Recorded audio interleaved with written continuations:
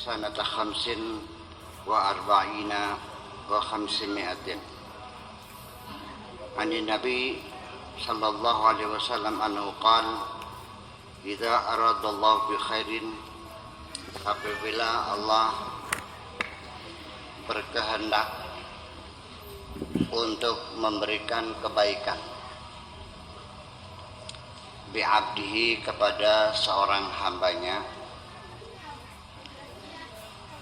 faqahahu fiddin, hamba itu akan diberikan pemahaman oleh Allah dalam urusan agama.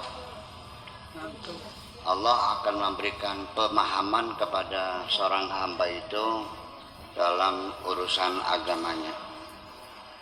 Wa bassarahu bi'uyubihi, dan Allah akan memberikan kemampuan pada dirinya untuk mengoreksi keburukan-keburukannya. Akan diberi kemampuan untuk introspeksi terhadap keburukannya sendiri.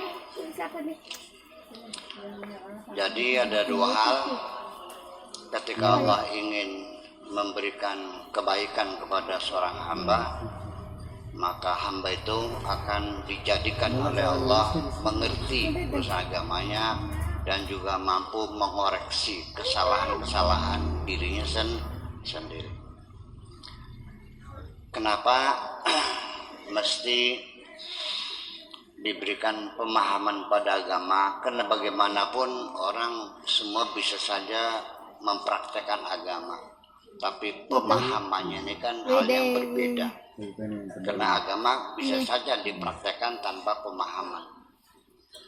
Artinya di sini bahwa ketika orang mempraktekkan agama didukung dengan pemahaman yang kokoh, maka kualitas beragamanya akan berbeda. Yarfa'illahu alladzina amanu walladzina utul ilma darajat. Ya, beriman dan berilmu lebih tinggi, beragama dan berilmu lebih tinggi daripada beragama tapi tidak berilmu. Bukan berarti tidak sah, ya.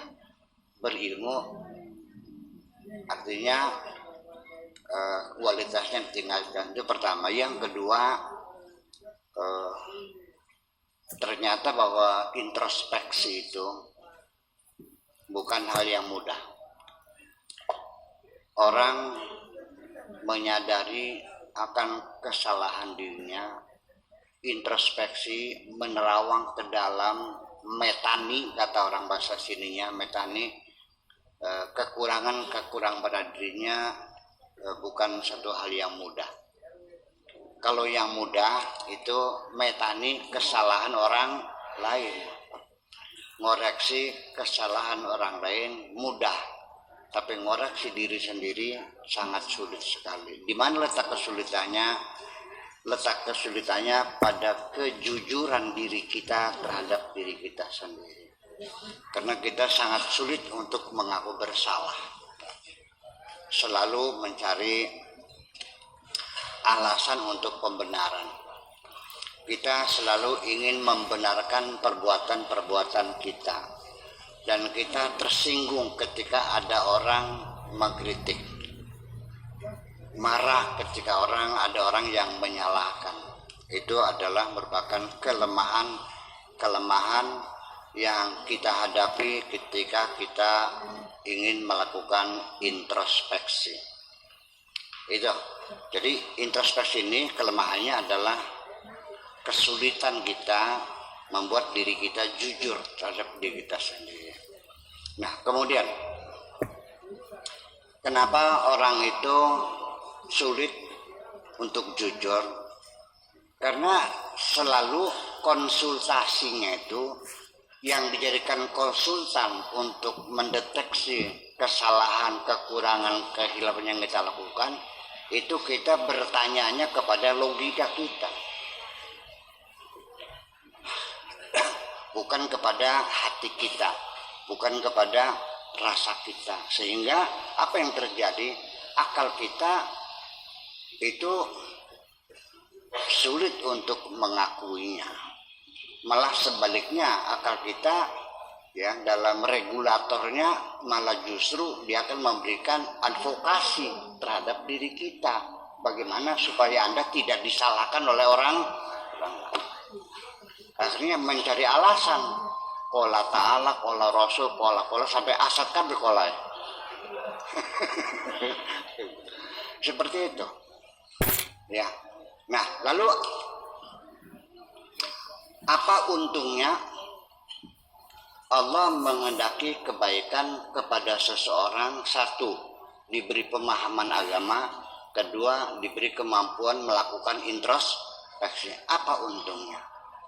Karena hanya dengan introspeksi itulah kita bisa memperbaiki kesalahan-kesalahan kita.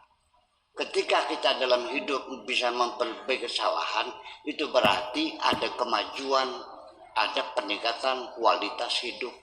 Keberhasilan itu bukan hanya mencapai tujuan, tapi juga memperbaiki kesalahan-kesalahan. Paham dia ngomong gitu?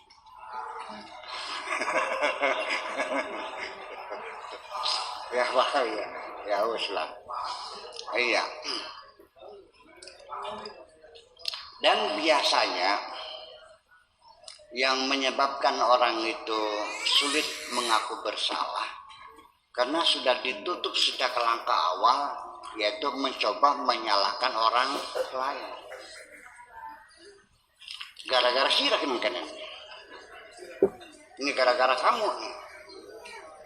Ya, kenapa dananya tidak datang tepat waktu, jadi terlambat begini? Kenapa kamu tidak menghargai komitmen kita bersama? Ya kenapa akhirnya yang salah semua, sampai anaknya, istrinya, tangganya, semuanya salah semua. Nah, ketika orang itu menyalahkan orang lain, itu pertanda dia tidak ngaku salah. Kalau orang tidak ngaku salah, bagaimana dia mau memperbaiki?